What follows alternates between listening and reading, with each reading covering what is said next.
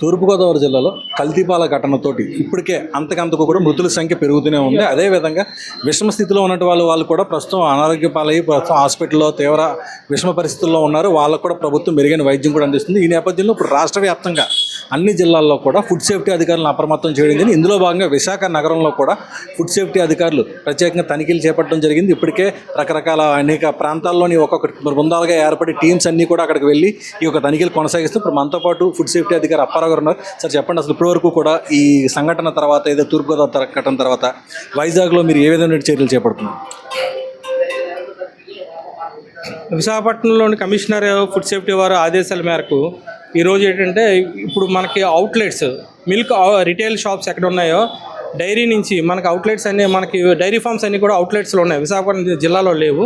మనకి తగరపోలస, పెందుర్తి, అనకాపల్లి, సబ్బవరం ఈ ఏరియాలో ఉన్నాయి. విజయనగరం నుంచి మనకి వీళ్ళన్నీ తెచ్చుకున్నారు డైరీ ఫార్మ్స్ నుంచి. వీళ్ళు ఇక్కడ మన విశాఖపట్నం సిటీలో చిన్న చిన్న పాయింట్లు తీసుకొని షాప్స్ తీసుకొని రిటైల్గా అమ్మడం జరుగుతుంది. వీళ్ళ దగ్గర ఏంటంటే ఏమైనా మనం వాటర్ కలిపారా, లేకపోతే నేను ఇందాకలా చెప్పినటువంటి ఇవి మిల్క్ ఫ్యాట్ కానీ, మిల్క్ సాలిడ్స్ కానీ, షుగర్ కానీ, స్టార్చ్ కానీ, యూరియా కానీ, కార్బోనేట్స్ కానీ, హైడ్రోజన్ పెరాక్సైడ్ కానీ, అంటే ఈ క్వాలిటీ పెంచడానికి, నాణ్యత చూపించడానికి కానీ లేని దాన్ని దీంట్లో ఈ కెమికల్స్ అది చూపించి మోసపూరితమైనటువంటి మిల్క్ తయారు చేసి అడల్టరేటెడ్ కల్తీ పాలు తయారు చేసి అమ్ముతున్నారా లేదని చెప్పేసి మేము శాంపుల్స్ అనేవి విశాఖపట్నం ఉన్నటువంటి రిటైల్ షాప్స్లో అన్నింటిలో కూడా తీయడం జరిగింది. ఇప్పుడు ఏంటంటే దానిలో ఏంటంటే సస్పెన్షన్ మనం 16 శాంపుల్స్ 16 రిటైల్ షాప్లో తీయడం జరిగిందండి. మాకు ఏంటంటే అక్కేపాలెం ఒకటి, 80 ఫీట్ రోడ్డు, తర్వాత సీతమ్మధార, ఈ శివాజీపాలెం, MVP కాలనీ, తర్వాత ఆసిలిమెట్ట ధార ఒకటి, తర్వాత పెందుర్తి, తర్వాత ఆరిలోవ, ఎక్కువ ఆరిలోవలో ఉన్నాయి, సాగర్నగర్ ఒకటి, మల్కాపురం ఒకటి, తర్వాత మన స్టీల్ ప్లాంట్ ఏరియాలో మేము 3 బృందాలుగా ఏర్పడి మేము శాంపుల్ తీసుకోవడం జరుగుతుంది సార్.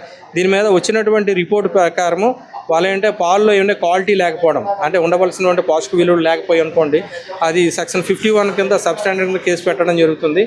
ప్యాకింగ్ చేసేటప్పుడు ముఖ్యంగా ఏంటంటే యూజ్ బై డేట్ లేదా మ్యానుఫ్యాక్చరింగ్ డేట్ ఉండాలి, బ్యాచ్ నెంబర్ ఉండాలి, తర్వాత దానికి గ్రీన్ సింబల్ ఉండాలి. వెజ్ నాన్ వెజ్కి అలాగే ఉంటుంది. కొంతమంది చాలా మట్టికి అక్కడికక్కడే పట్టిన పాలని బయట డబ్బాల్లో పెట్టి బాటిల్స్లో పోసి రోడ్ల మీద కూర్చొని అమ్ముతున్నారు. మరి వాళ్ళ పరిస్థితి ఏంటి? వాళ్ళకి మేము ఏమైనా చర్యలు తీసుకుంటారు? వాళ్ళ మీద కూడా చర్యలు తీసుకుంటాం. ఇప్పుడు అదే మీకు అంటున్నాను, లూజ్గా అమ్మేటటువంటి పాయింట్స్ మన విశాఖపట్నంలో లూజ్గా ప్యాకెట్ పాలు ఇప్పుడు డైరీది ఉందనుకోండి, అన్ని డీటెయిల్గా అన్నీ వస్తాయి, అన్నీ కూడా అన్ని టెట్రా ప్యాక్ అని అవి కనుక అవి లూజ్ అమ్మే దగ్గరే కొద్దిగా అడల్టరేషన్ జరగడానికి ఎక్కువ ఉంది.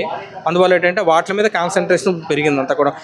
రాజమండ్రిలో జరిగిన సంఘటన కూడా లూజ్ మిల్క్ ఇప్పటివరకు జరిగిన తనిఖీల్లో మీకు ఏమైనా అనుమానాస్పదంగా ఏమైనా అనిపించిందా? అంటే మీరు టెస్టులు వచ్చే వరకు, రిపోర్ట్ వచ్చే వరకు వెయిట్ చేయకంటే మీకు అక్కడ ఉన్న సంఘటన స్థలంలో ఏమన్నా మీకు ఏమైనా అనుమానం వచ్చాయి? అంటే కొన్నిటిలో తీసిన దగ్గర అయితే పాజిటివ్ విలువలు కొద్దిగా తక్కువ ఉండే, సబ్స్టాండర్డ్ అయినటువంటి మిల్క్ ఉండేటట్టు జస్ట్ నేను నా అవగాహనలో నేను చెప్తున్నాను, సబ్స్టాండర్డ్ రావడానికి ఎక్కువ ఉన్నాయి.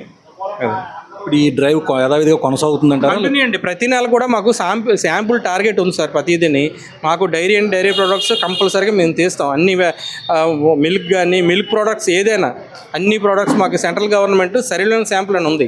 ఇండియా మొత్తం ఓవరాల్గా FSOలకి ఈ పీరియడ్ నెలలోనూ ఈ శాంపుల్స్ తీయాలనే టార్గెట్ ఉంది. సో ఆ పీరియడ్లో మేము కంపల్సరీగా తీసి పంపిస్తాం అన్ని ఏరియాస్లో. ఇండియా మొత్తం అంతా కూడా విశాఖపట్నంలో ఎలాగ ఉంది, లేదా ఆంధ్ర ఓవరాల్గా ఎక్కడ ఏది కన్సంప్షన్ ఎక్కువ అవుతుంది, ఏ డైరీ నుంచి వెళ్తుంది, ఆ మిల్క్ ఎక్కడి నుంచి ఎక్కడ ట్రాన్స్పోర్ట్ అవుతుంది, చిల్లింగ్ పాయింట్స్ ఏంటి, అన్నీ కూడా దాని మీద ఒక సర్విలెన్స్ అనేది, ఒక విజిలెన్స్ ఉందండి.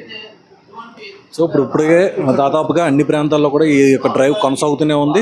ఇంకా ఇది యథావిధిగా కొనసాగుతూనే ఉంటుందని కూడా ఆయన అధికారి చెప్పడం జరుగుతుంది. అదేవిధంగా ఇప్పటికే వైజాగ్లో చాలా ప్రాంతాల్లో కూడా లూజ్ పాలు, అంటే యూజ్డ్ బాటిల్స్లో కూడా పెట్టేసి అమ్మకాలు అవి కూడా సాగిస్తున్నారు. వాళ్ళపై కూడా చర్యలు తీసుకుంటామని చెప్తున్నారు. అదేవిధంగా ఎక్కడైతే లూజ్ పాలని మ్యానుఫ్యాక్చరింగ్ డేట్ లేకుండా ప్యాకింగ్లు చేస్తున్నారో అక్కడ కూడా ఖచ్చితంగా చర్యలు ఉంటాయని చెప్పి ఆయన చెప్పడం జరుగుతుంది. ఇప్పటికే జరిగిన సోదాల్లోని కొన్ని టెస్టులు, రిపోర్ట్లన్నీ కూడా పంపించడం జరిగింది. ఆ రిపోర్ట్స్ వచ్చిన తర్వాత వాళ్ళపై చర్యలు ఏ విధంగా ఉంటాయన్నది మనం ఇంకా వేచి చూడాల్సి ఉంది.